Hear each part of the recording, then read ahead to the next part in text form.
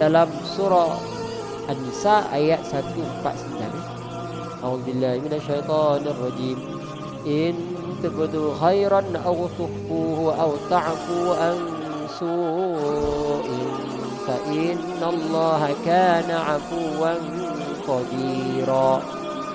Jika kamu melahirkan, menzahirkan sesuatu kebaikan atau menyembunyikan atau memaafkan sesuatu kesalahan orang lain, maka sesungguhnya Allah Maha Pemaaf.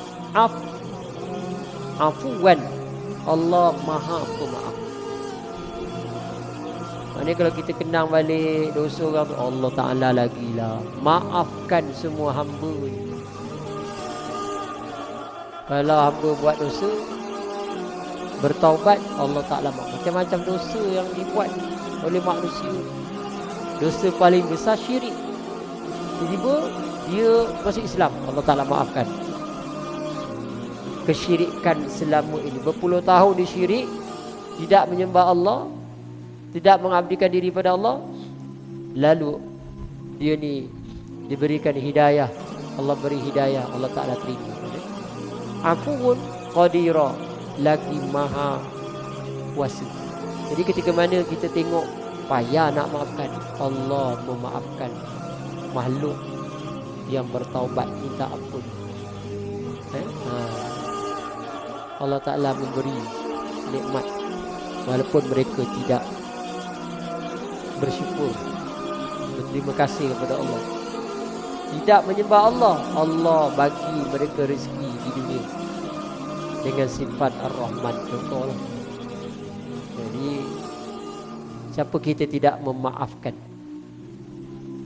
Khuzil afwa wa'mur bil 'urfi wa'arid 'anil jahilin. Surah Al-A'raf ayat 199. Jadilah engkau pemaaf. Khuzil afwa. Jadilah engkau pemaaf. Maknanya Allah Ta'ala arahkan kita supaya kita menjadi orang yang memaafkan. Kenapa? Menunjukkan kita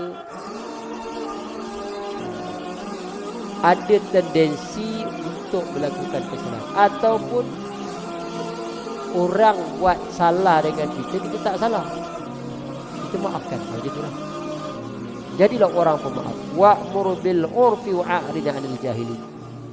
Dan suruhlah orang mengerjakan yang ma'ruf dan berpalinglah daripada orang yang jahil.